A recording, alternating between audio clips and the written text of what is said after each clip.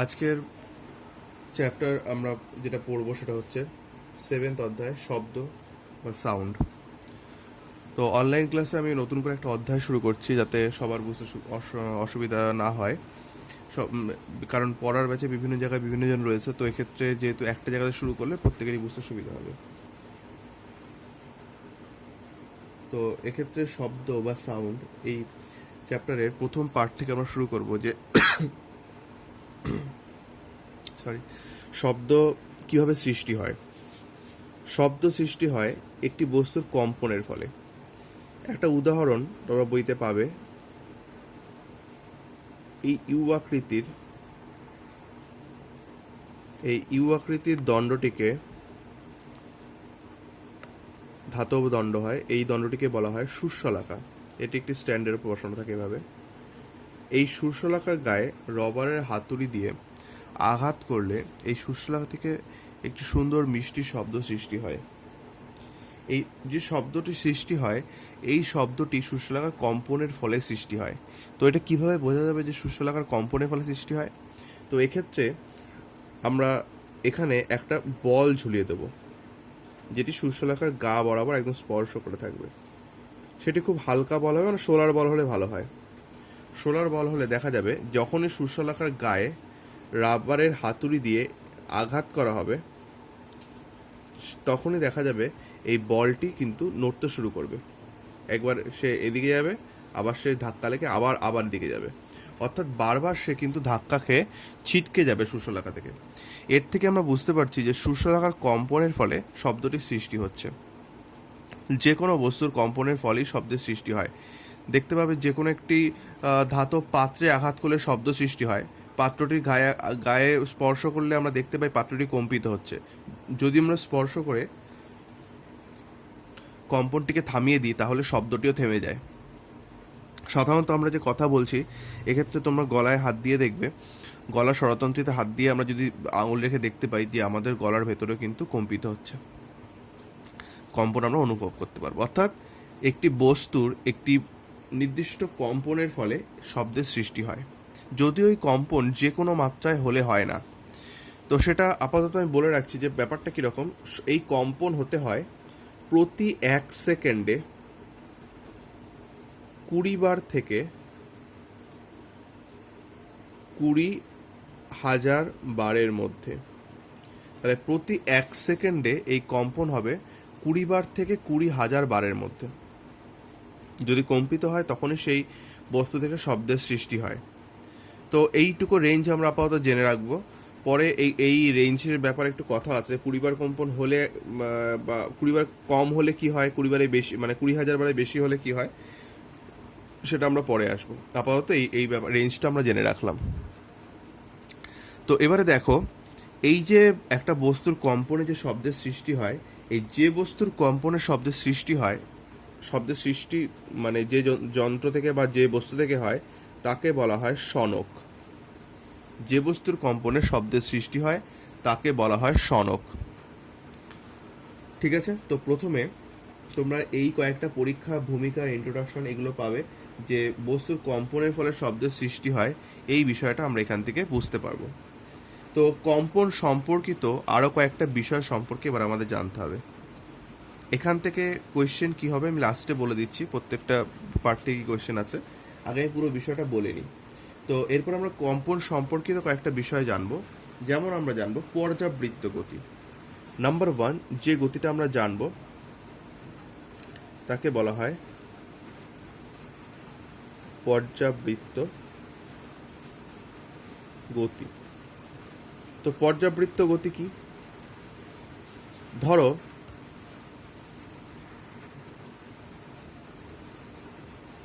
এইটি একটি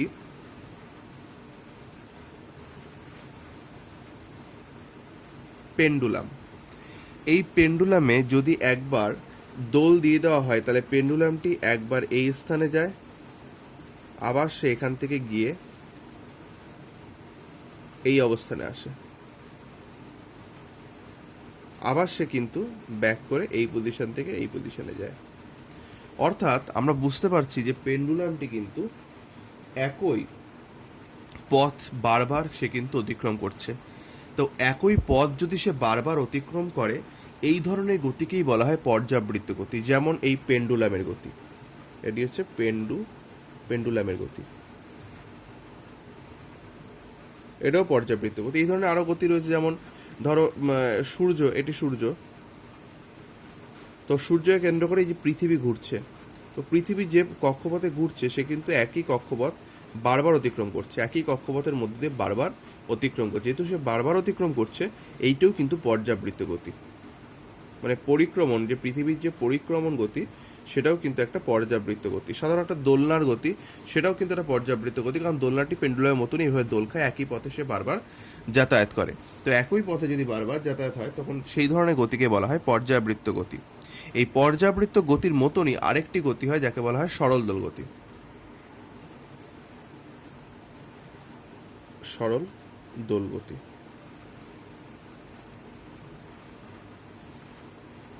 তো এই গতিটাও ধরো পেন্ডুলামের পেন্ডুলামের গতিটাই সরল দোল গতি। তো পেন্ডুলামটাকে দোল দেওয়া হলো, এবার পেন্ডুলামটাকে দোল দেওয়ার হলে যখন পেন্ডুলামটা থেমে যাবে সে কিন্তু আবার এরকম সোজাভাবে স্থির হবে। এই যে অংশে পেন্ডুলামটা দোল দেওয়া, মানে দোলের প্রভাবটা, মানে দোল দেওয়ার পরে যেখানে গিয়ে স্থির হবে সেটাকে বলা হয় সাম্যাবস্থান। মানে আলটিমেটলি যেখানে স্থির হবে সেটা হচ্ছে সাম্যাবস্থান বা সাম্য অবস্থান। এবার দেখো, এই পেন্ডুলামটিকে এই এত পর্যন্ত নিয়ে যাওয়া হলো, নিয়ে গিয়ে ছেড়ে দেওয়া হলো, তাহলে সে কি হবে? সে কিন্তু এই পথ বরাবর গিয়ে এই সাম্যাবস্থান হয়ে আবার সে এই দিকে চলে আসবে, ঠিক আছে? আবার সে কিন্তু আবার এখানে হয়ে সাম্যাবস্থান থেকে আবার এই দিকে চলে যাবে। তাহলে এই যে গতিটা, এই ধরনের গতিকে সরল দোল গতি বলা হয়। সরল দোল গতি বৈশিষ্ট্য কি? সরল দোল গতি হচ্ছে এই সাম্যাবস্থান থেকে একটি পেন্ডুলাম যত দূরে থাকবে তার ত্বরণ তত বেশি হবে, মানে সে কিন্তু আরও বেশি বেগ নিয়ে কিন্তু সাম্যাবস্থানের দিকে ছুটে আসবে। অর্থাৎ সাম্যাবস্থান থেকে একটি পেন্ডুলাম যত দূরে থাকবে সেই দূরত্বের সমানুপাতে হবে ত্বরণ, মানে তত বেশি বেগ নিয়ে। যদি এখানের বদলে পেন্ডুলামটি আরও এই জায়গাতে থাকতো তাহলে কিন্তু আরও বেগ নিয়ে এই সাম্যাবস্থানের দিকে চলে আসতো, এবং সমস্ত অবস্থানেই তার বেগ হবে সাম্যাবস্থান অভিমুখী। মানে এখানে যখন আছে তখনও সে সাম্যাবস্থানের দিকে যাচ্ছে, এখানে যখন আছে তখন সে সাম্যাবস্থানের দিকে যাচ্ছে। অর্থাৎ যেটা বোঝায়, সরল রেখায় কম্পমান, মানে সরল দোলগতি কম্পমান বা এই ধরনের পর্যাবৃত্ত গতিতে দেখা যায় যে একটি বস্তু সাম্যাবস্থান থেকে যত দূরত্ব অতিক্রম করে সেই দূরত্বের সাথে বস্তুতে সৃষ্টিত ত্বরণ সমানুপাতিক হয়, এবং বস্তুর গতির অভিমুখ সর্বদাই কিন্তু সাম্যাবস্থানের অভিমুখী হয়। এই ধরনের গতিকে বলা হয় সরল দোল গতি। সরল দোল গতি বা বা পর্যাবৃত্ত গতি বলা যেতে পারে। নেক্সট যে গতিটা আমরা পাবো সেটা হচ্ছে স্পন্দন বা পূর্ণদোলন।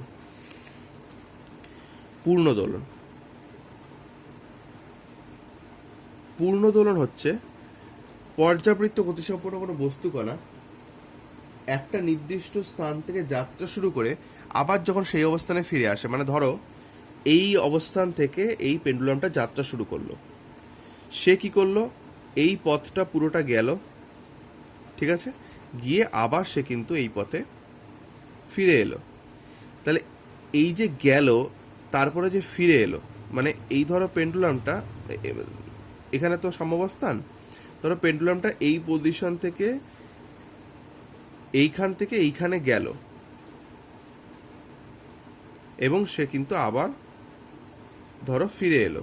এই যে গেল এবং ফিরে এলো, এই টোটাল যে ডিস্টেন্সটা হলো, মানে যেটা সম্পন্ন হলো, তাকেই বলা হয় পূর্ণ দোলন বা পূর্ণ স্পন্দন। তো পূর্ণ স্পন্দন কিন্তু একটা স্থান থেকে যাত্রা শুরু করে যখন একটা বস্তুকণা আবার সমস্ত পথ ট্রাভেল করে আবার সে আগের অবস্থানে ফিরে আসে, তখন সেটিকেই বলা হয় পূর্ণ দোলন, ঠিক আছে? তো আর বিস্তার দেখো, এইগুলো খুবই সোজা। বিস্তার হচ্ছে এই সাম্যাবস্থান থেকে একটি বস্তুকণা যতটা পর্যন্ত দূরত্ব যায় দুই দিকে, সেটাই হচ্ছে বিস্তার। তাহলে একটা সাম্যাবস্থান থেকে একটি বস্তুকণা যে দূরত্ব অতিক্রম করে তাকেই বলা হয় বিস্তার। নেক্সট তোমরা পাবে এখানে পর্যায়কাল মানে হচ্ছে একটি পূর্ণ দোলনে যে সময় লাগে। আবারও বলছি, মানে পেন্ডুলামটা এখানে গেল এবং এখানে ফিরে আসলো, এই গিয়ে ফিরে আসতে মনে করো সময় লাগলো সাপোজ 2 সেকেন্ড, অর্থাৎ 2 সেকেন্ড হচ্ছে এই পেন্ডুলামটির পর্যায়কাল, মানে যে দূরত্ব অতিক্রম করলো আবার ফিরে আসলো, এই পুরোটাকে বলা হয় পর্যায়কাল। নেক্সট হচ্ছে কম্পাঙ্ক। কম্পাঙ্ক কি? 1 সেকেন্ডে যতগুলি পূর্ণদোলন হবে, মনে করো 1 সেকেন্ডে এই পেন্ডুলামটি এখানে গেল, এখানে এলো, এই একটা পূর্ণদোলন, আবার একবার গেল এবং আবার একবার এলো, অর্থাৎ 2বার পূর্ণদোলন হলো। 1 সেকেন্ডে এই পেন্ডুলামটি 2বার পূর্ণদোলন সম্পন্ন করলো। এই 1 সেকেন্ডে যতগুলি পূর্ণ দোলন সম্পন্ন হয় তাকেই বলা হয় কম্পাঙ্ক। ঠিক আছে না? তো কম্পাঙ্ক এবং পর্যায়কাল কি আমরা দেখলাম। তো কম্পাঙ্কের একক হচ্ছে, কম্পাঙ্কের একক, এর একক কিন্তু হার্জ। তাহলে কম্পাঙ্কের একক কি? হার্জ। বা এর আরও একক হয় যেমন সিপিএস। সিপিএস কি? সাইকেলস পার সেকেন্ড বা সাইকেলস প্রতি সেকেন্ড। সাইকেলস মানে চক্র, কতগুলি চক্র সম্পন্ন করছে, মানে পূর্ণদোলন। সাইকেলস বলতে এখানে পূর্ণদোলনের কথা বলা হচ্ছে। পার সেকেন্ড মানে প্রতি সেকেন্ডে, প্রতি সেকেন্ডে যতগুলি সাইকেল সে কমপ্লিট করছে সেটাই কিন্তু কম্পাঙ্ক।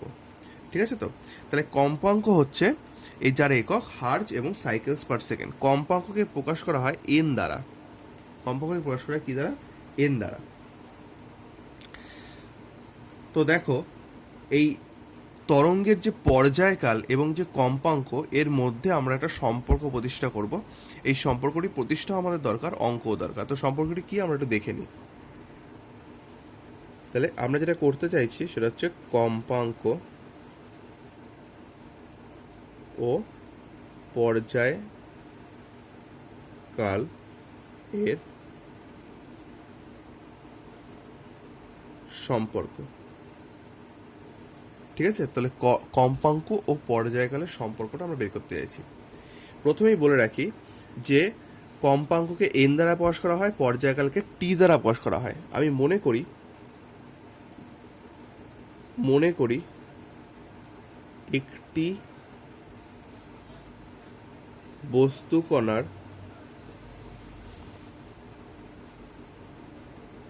কম্পাঙ্ক এন ও পর্যায়কাল কি? পর্যায়কাল কিন্তু টি। তাহলে একটি বস্তু কণার কম্পাঙ্ক এন এবং পর্যায়কাল কি? টি। তাহলে কম্পাঙ্ক এন বলতে কি বোঝায়? আমরা একটু আগে সংজ্ঞায় পড়লাম যে 1 সেকেন্ডে যতগুলি পূর্ণ কম্পন হয় তাকেই বলে কম্পাঙ্ক। ঠিক আছে না? 1 সেকেন্ডে যতগুলি পূর্ণ কম্পন হয়, অর্থাৎ 1 সেকেন্ডে এখানে এনটি পূর্ণ কম্পন হয়েছে, এই জন্যই কম্পাঙ্ক এন। তাহলে আমরা এখানে যেটা কম্পাঙ্ক এন থেকে যেটা বুঝতে পারছি সেটা হচ্ছে এনটি পূর্ণ কম্পন হয় 1 সেকেন্ডে। তাহলে কম্পাঙ্ক এন বলতে বোঝায় এনটি পূর্ণ কম্পন হয় 1 সেকেন্ডে। তাহলে একটি পূর্ণ কম্পন হয়, একটি পূর্ণ কম্পন হয় 1/n সেকেন্ডে। এই একটি পূর্ণকম্পন যে সময় হয় সেটিকেই কিন্তু আমরা আবার জেনেছি তাকে পর্যায়কাল বলা হয়। অর্থাৎ একটি পূর্ণকম্পন যে সময়ের মধ্যে হয় সেটি পর্যায়কাল যদি হয়, তার মানে বোঝাচ্ছে পর্যায়কাল টি ইকুয়াল টু 1/n। অর্থাৎ আমরা এইখানে একটা সম্পর্ক পেলাম যেটা কিনা পর্যায়কাল ইকুয়াল টু 1/কম্পাঙ্ক। কি বললাম? পর্যায়কাল ইকুয়াল টু 1/কম্পাঙ্ক। বা কম্পাঙ্ক যদি আমরা সাইড চেঞ্জ করে দিই ব্যাপার দুটোকে, একই জায়গায় আবার চলে আসবে, এনটা টি এর জায়গায় চলে যাবে, টিটা এন এর জায়গায় চলে আসবে। তাহলে কম্পাঙ্ক ইকুয়াল টু 1/পর্যায়কাল। তাহলে আমরা এখান থেকে একটা সম্পর্ক পেলাম যে কম্পাঙ্ক এবং পর্যায়কালের। তো এই সম্পর্কটা অবশ্যই প্রতিষ্ঠাটা ভালো করে দেখবে, এটা ইম্পর্টেন্ট। এছাড়াও কিন্তু এটা কিন্তু তোমার দিয়ে অঙ্ক আসতে পারে। তো এরপরে আমরা দেখব যে শব্দ এমন একটি তরঙ্গ যেটি কিন্তু মাধ্যম ছাড়া বিস্তার লাভ করতে পারে না। তাহলে মাধ্যম ছাড়া যে শব্দ বিস্তার লাভ করতে পারে না, এর বেশ কয়েকটা উদাহরণ আমরা পাই। যেমন মহাকাশে বিভিন্ন ধরনের বিস্ফোরণ হয়, মহাকাশে বিভিন্ন ধরনের এক্সপ্লোশন বা বিস্ফোরণ ঘটে, চাঁদে হয়, সূর্যে হয় এবং মহাকাশে বিভিন্ন স্থানে হয়। সেই শব্দগুলি কিন্তু পৃথিবী পৃথিবীতে এসে কিন্তু পৌঁছায় না। কেন কি পৃথিবী এবং পৃথিবীর একটি নির্দিষ্ট দূরত্ব পর্যন্তই বায়ুমণ্ডল অবস্থিত, তারপরও কিন্তু মহাশূন্য যেখানে বায়ুমণ্ডল উপস্থিত নেই। তাই কোনো মাধ্যম না থাকায় শব্দটি কিন্তু বিস্তার লাভ করতে পারে না। মানে এখানে যে বায়ু মাধ্যমে হতে হবে তার কোনো কথা নেই, শব্দ কিন্তু কঠিন মাধ্যমে বিস্তার লাভ করে, আবার তরল বা জলের মধ্যেও বিস্তার লাভ করে। তাহলে শব্দ যে মাধ্যম ছাড়া যেতে পারে না, এর একটি পরীক্ষা আমরা এখানে তোমরা বইতে পাবে, একটু পড়বে পরীক্ষাটা, যে একটি ইলেকট্রিক অ্যালার্ম, এইটি মনে করো একটি অ্যালার্ম। এই অ্যালার্মটিকে একটি গ্যাস জারের মধ্যে পুরে দেওয়া হয়েছে।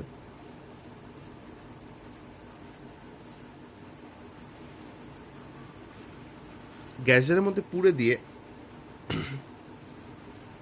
এর নিচ দিয়ে বায়ু নিরুদ্ধ নল প্রবেশ করানো রয়েছে। এটি হচ্ছে বায়ু নিরুদ্ধ নল।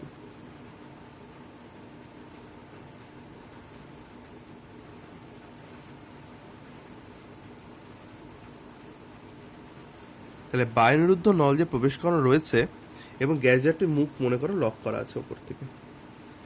এবার প্রথম অবস্থায় এই অ্যালার্মটিকে বাজানো হলে অ্যালার্মটির শব্দ কিন্তু বাইরে পাওয়া যাচ্ছিল যতক্ষণ এর মধ্যে বায়ু ছিল। এইবার আস্তে আস্তে এইখান থেকে চাবি ঘুরিয়ে দেখা যাচ্ছে বায়ুটাকে বের করে নেওয়া হচ্ছে। বায়ু যত বেরিয়ে যাচ্ছে তত কিন্তু অ্যালার্মের সাউন্ডটা ধীরে ধীরে কমতে থাকছে, এবং একটা সময় যখন বায়ু প্রায় নগণ্য হয়ে যাচ্ছে জারের ভেতরে, তখন শব্দটি কিন্তু প্রায় পাওয়া যাচ্ছে না বললেই চলে। অর্থাৎ যখন অ্যালার্মটি বায়ু মাধ্যমের মধ্যে ছিল তখন তার শব্দ কিন্তু পারিপার্শ্বে ছড়িয়ে পড়ছিল, কিন্তু যখনই সেটি প্রায় মাধ্যম শূন্য অবস্থায় চলে গেল তখন কিন্তু অ্যালার্মটি বাজলেও সে শব্দ আমরা বাইরে থেকে পাচ্ছি না। এটি বোঝা যায় যে শব্দ কিন্তু যে কোনো একটি মাধ্যমের মধ্য দিয়ে চলতে পারে, এবং মাধ্যমের ঘনত্ব যত বেশি হবে তত কিন্তু শব্দের বেগও বেশি বাড়তে থাকবে। তো এক্ষেত্রে আমরা মাথায় রাখবো যে মাধ্যমের ঘনত্ব যত বেশি সেই মাধ্যমে কিন্তু শব্দের বেগ তত বেশি হয়। আবারও বলছি, যে মাধ্যমের ঘনত্ব যত বেশি সেই মাধ্যমে শব্দের বেগও কিন্তু তত বেশি হয়। যেমন আমরা কয়েকটা বাস্তব উদাহরণ দেখতে পাই। বলা হচ্ছে একটি ট্রেন লাইন বরাবর আসছে, সেটি যখন অনেক দূরে অবস্থান করে ট্রেনটির কিন্তু কোনো শব্দ সাধারণত বায়ুতে শুনতে পাওয়া যায় না, কিন্তু রেল লাইনে যদি কান পাতা হয় দেখা যাবে শব্দটি শুনতে পাওয়া যাচ্ছে, মানে ট্রেনের চাকার যে শব্দ সেটিকে শুনতে পাওয়া যাবে। তো এটি কেন হয়? কারণ ওই একটাই কারণ, এইখানে রেল লাইন যে কঠিন মাধ্যম তার মধ্য দিয়ে শব্দ কিন্তু দ্রুত আগে বিস্তার লাভ করছে বায়ুর তুলনায়। ঠিক আছে, এছাড়া আমরা দেখতে পাই সাধারণত একটি বেঞ্চে, কাঠের বেঞ্চে ধরো এক পাশে কান যদি ঠেকিয়ে রাখা হয়, অপর সাইডে যদি কেউ সামান্য আঙুল দিয়ে শব্দ করে সেই শব্দটি কিন্তু আমরা বেঞ্চের মাধ্যমে ওই কানে আমরা শুনতে পাই। তাহলে এই ধরনের উদাহরণের মাধ্যমে বোঝা যায় যে শব্দ কিন্তু কঠিনের মধ্য দিয়ে বিস্তার লাভ করতে, এবং কঠিনের মধ্যে দিয়ে যে বিস্তার লাভ করতে পারে সেটাই শুধু নয়, কঠিনের মধ্য দিয়ে কিন্তু সে তরল এবং বায়ুর তুলনায় বা গ্যাসের তুলনায় আরও দ্রুত বিস্তার লাভ করতে পারে। কীরকম? ধরো একটি লোহার পাইপ বা যে কোনো একটা ধাতব পাইপ রয়েছে, এই পাইপের এই সাইডে একটা আঘাত করা হলো, একটা ধাতব কিছু দিয়ে আঘাত করা হলে এইখান থেকে দুইবার শব্দ শুনতে পাওয়া যাবে। এই দুবার শব্দ কেন শুনতে পাওয়া যাচ্ছে? বলা হচ্ছে যে শব্দটি দুটো মাধ্যমের মধ্যে দিয়ে আসছে। একটা হচ্ছে কঠিন মাধ্যমের মধ্যে দিয়ে আসছে, মানে পাইপের গাত্র বরাবর আসছে কঠিন মাধ্যম, আরেকটা আসছে এই নিচে এর মধ্যেকার বায়ু মাধ্যম এর মধ্য দিয়ে। তো দেখা যাচ্ছে কঠিন মাধ্যমে শব্দের বেগ বেশি, তাই কঠিন মাধ্যমে শব্দটা আগে শোনা যাচ্ছে, আর বায়ু মাধ্যমের শব্দটা একটু তুলনামূলক পরে শোনা যাচ্ছে, যার জন্য দুবার শব্দ শোনা যাচ্ছে। তো এই ধরনের উদাহরণগুলো আমরা এখান থেকে পেয়ে যাব। শব্দ তরলের মধ্যে চলতে পারে, এটাও আমরা সাধারণত বইতে একটা উদাহরণ পেয়ে যাবে যে পুকুরের মধ্যে ডুব দিয়ে যদি কেউ শব্দ করে তাহলে সেটি কিন্তু আমরা অপরজন যদি পুকুরের মধ্যে ডুব দিয়ে থাকে সেটি কিন্তু সে জলের মধ্যে থেকে শুনতে পায়। তাহলে অর্থাৎ জলের মধ্য দিয়ে শব্দ যেতে পারে, অথবা জলে ডুব দিয়ে বৃষ্টির টাপুটুপু শব্দ শোনা যায়, অর্থাৎ জলের মধ্য দিয়েও কিন্তু শব্দ বিস্তার লাভ করতে পারে। তো এই হচ্ছে তোমাদের প্রথম দিনের এইটুকুই পড়া থাকবে যে শব্দ তরলের মধ্য দিয়ে যেতে পারে, তার উদাহরণ পর্যন্ত তোমাদের পড়া থাকবে।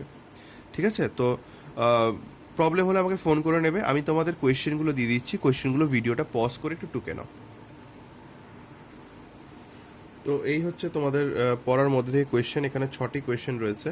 তো 6টি কোয়েশ্চেন বেসিক্যালি কয়েকটা কোয়েশ্চেন কয়েকটা মানে একসাথে দেওয়া আছে, যেমন এখানে অনেকগুলি গতিকে একসাথে দেওয়া রয়েছে। আর এইখানে যে শব্দ কঠিন ও তরলের মধ্যে দিয়ে যেতে পারে উদাহরণ সহ ব্যাখ্যা করো, এগুলো কিন্তু আলাদা আলাদা কোয়েশ্চেন আসে।